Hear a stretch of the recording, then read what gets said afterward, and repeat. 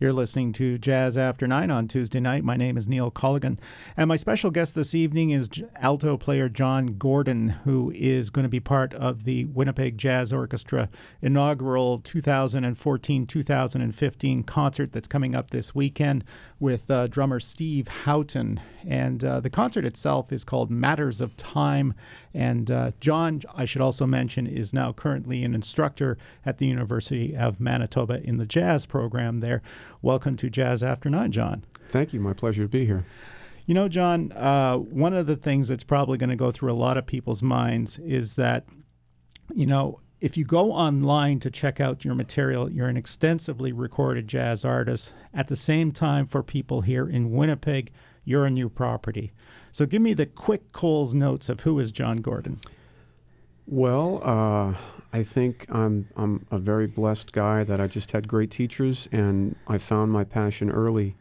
I got to start to play the saxophone in 6th grade, had a great junior high band director that got me free lessons, gave me a school horn when I couldn't afford my own, got to go to Performing Arts High School, which now is known as LaGuardia, or people call it the Fame School because they did the movie and the TV show about it. And I was immersed in a culture with great players and great teachers, and very thankful that I was able to find my passion. And that's what I often talk about with my students, either individually or I recently had a master class and we did a lot of listening. And I said, whatever that key is for you, that recording where all of a sudden the lights come on, the heavens open, you're like, oh, this is why I'm doing this. I'm very lucky. I had a lot of those moments, and just great teachers along the way. So I try to pass that on as best as I can. What was that brilliant moment for you? Well, there was a lot of them, but one was I was sitting with a couple of saxophone players, and we were listening to a Paquito de Rivera record who one buddy of ours was studying with, and then he put on a Phil Woods record, and I kind of lost my mind. I guess I was a junior in high school. I was 16, and I said, that's why I'm doing this. And I was already playing Charlie Parker solos in the Omni book, but I didn't really understand it when I listened to the recordings when I was younger. I hadn't made the connection. Phil was the connection for me. And then I went back and I listened to Cannonball, and then I understood Bird better. And it just there was just a lot of connections that I started to make from that point on. Yeah. And it seems to me that for someone like yourself, you've recorded in so many different contexts. I mean, your own website at this point shows 5 recordings, but if you go deeper into your catalog, you've been associated with a lot of different artists over time, a lot of different contexts in terms of recordings and stuff.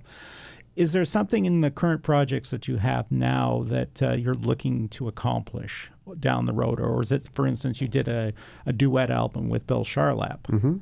but you've also led your own groups as well. Well, yeah. The first record I made was in 1988 when I was 21, and we had very little time, and it's a long story. But so I don't necessarily go back that far in terms of my own discography on my website, but what the recent projects are building towards, I tend to like a lot of varied sounds and contexts and colors, and so the last 3 records that I made, which were all on Artishare, which is a kind of a fan-funded project site, I had a couple of tunes on the last record that were duos with Charlap, and he and I go back a long time in terms of our association. And it was also hearing Bill in a different context from what most people expect. He has carved out a very strong niche for himself as an interpreter of standards, leading a piano trio. But Bill is a very, as most musicians are, very diverse artist and can do a lot of things. And people haven't heard him play in a more progressive or modal context in a long time, and that's something he does great. So that's something he does on the most recent project with me.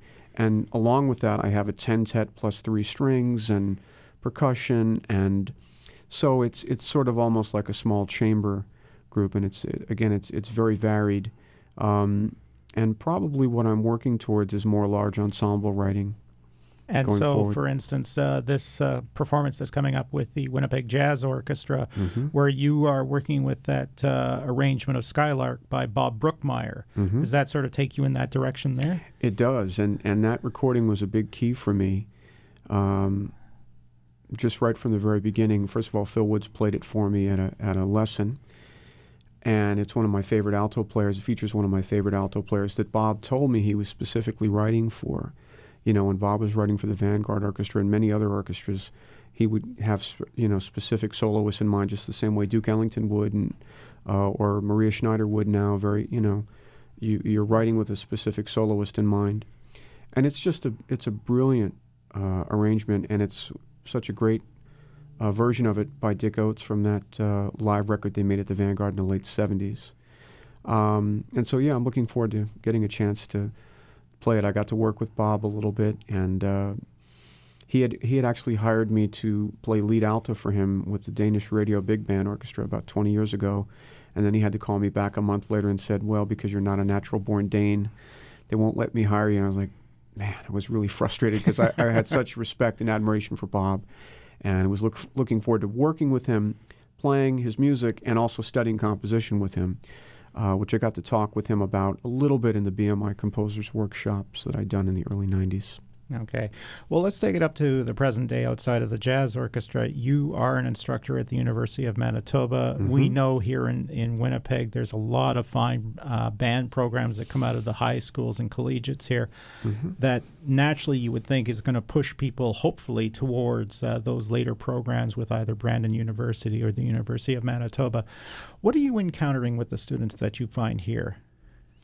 Well, I mean, I've got some great students, and it's, as I often say, teaching is learning, and one of the things you learn along the way is trying to find the method, the key for each student, what's going to open the doors for them so that they find their passion and they find their inspiration. That's the goal anyway as a teacher, but I've got some marvelous groups and students that I'm working with. Have you had a chance to really, I know that, for instance, the Jazz Orchestra, every time there's a performance, they'll have some of the high school or collegiate programs to come perform prior to the actual orchestra itself. Have you had much of a chance to meet some of those students who are just coming up before they get to university? I have, and in particular, the program at Massey is really spectacular. Bill Christensen's done a great job there. There's a semi-regular jam session, they call it, I guess sessions at Massey or Massey Hall sessions or something to that, which is an allusion also to Massey in Toronto. In Toronto, yeah. And we have some great students that were at the local programs there and elsewhere that just are freshmen with us this year. And so, yeah, there's some terrific work being done at the local high school level for sure. Yeah, and New York is your home. You're kind of shuttling back and forth each year with this program. What are you telling people back in New York about the program here? I'm encouraging a lot of folks to come here. Really? I feel really strongly about the program. I feel very strongly about the faculty. And, frankly, the reality of it is, I have students back in New York that are paying $40,000 to $60,000 a year to go to school, and so I often tell my students here at the U of Manitoba, if you're a resident and a local kid, I mean, you're paying $4,500 a year. Be really thankful, because I know a lot of folks that are working two jobs and going to school, or going, $250,000 in debt to go to college, which seems kind of crazy. And I don't encourage that. And it's not a judgment or a put down of any other programs. There's great programs out there, but for me, it's very hard to recommend a program to a student when it's going to be $200,000 or more over the course of 4 years. The price here, the location, the timing of, particularly there's a much earlier second semester here than there is at most schools in the States, to me works out great, and is good for everybody. And particularly I know we've had a lot of outreach to Minnesota because we've got that reciprocal thing where students from here going there or there going here can pay as though they were local residents. And so we've had a lot of success with that. And yeah, I'm just very proud of the program here and very honored to be a part of it. Yeah, well, certainly you definitely add to a very fine faculty there. I mean, anytime I look at any other persons involved with the faculty at the University of Manitoba, I think for those of you who are listening now, if ever any one of them you see their recordings, definitely pick them up. Pick up Jon's for sure, and any of the others, because this is very fine music. And as a musician, let's take it outside of education. We've got you've graduated, you're going out to play, you're going out to record. It is a very different world out there now for a recording artist. It really is. You bring up an interesting point, and it's something I've been involved in with the union and some discussions with clubs back in New York, where certain clubs want to just assert the right that when you play there, they own the rights to what you play, and they record it and they archive it, not only the audio but also the video. And so then the question becomes, now, wait a minute, what if I want to make a record on my own? Mm-hmm. So the scene has changed a great deal. The recording industry doesn't exist in the same way that it did. Record stores as such don't really exist. And record stores, obviously, being an antiquated term in and of itself, because basically they were selling CDs. I mean, pretty much what I suggest to students and my own vision is that you basically have to create your own scene. If you are associated with a great leader as a sideman, that's great, and that brings you a certain way, are you lucky enough to win a grant or a major competition, which there's not many of, that can open some doors as well.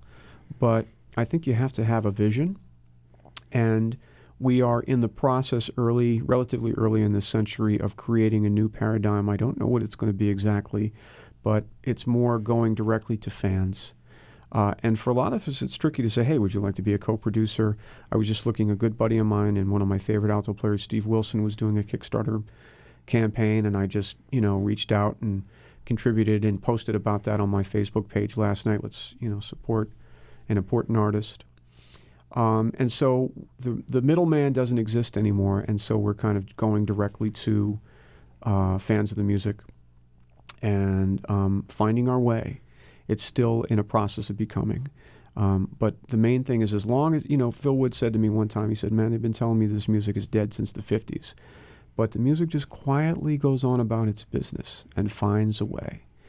And he and Charles McPherson were two of the guys that, when I was a teenager and shortly after, that were really important to me, that I got to hear live and spend a lot of time with. And they basically said that same thing. It can be a struggle, but you do it because you love it and you have to. And, you find people like yourself that love the music and support it, and people like Steve that come up here and, create a jazz program. That uplifts the scene, and somehow the passion for the music finds a way. Mm-hmm. So. Well, we're going to end this off because we are a music program, not a talk show. So I would like to play something from your album Evolution, and I was listening to a bit of it, but I want this to be your choice. If you had to choose one of your children, so to speak, here. And it's funny you should mention that, because there's a tune for both my kids. Yeah, you have two boys. Yeah. The two, Shane and One for Liam, are both duo cuts with Bill Charlap. And they're probably Shall we flip a coin? somewhat more radio friendly. Currents is I might choose that one. It's a very diverse, it doesn't have strings on it. But I would say Shane, Currents, or One for Liam. Shane is quite slow. One for Liam is a little bit more up-tempo, and Currents is kind of medium. So I'll leave it to you to make that choice. Well, we won't go Solomon here and split the child. So what we'll do is we'll actually play Currents from Evolution. Sounds good. Jon, thank you very much for being on Jazz After 9, and we're really looking forward to the show coming up this weekend with the WJO. Thank you. My pleasure. Okay. This is Jon Gordon from his album Evolution. This is Currents.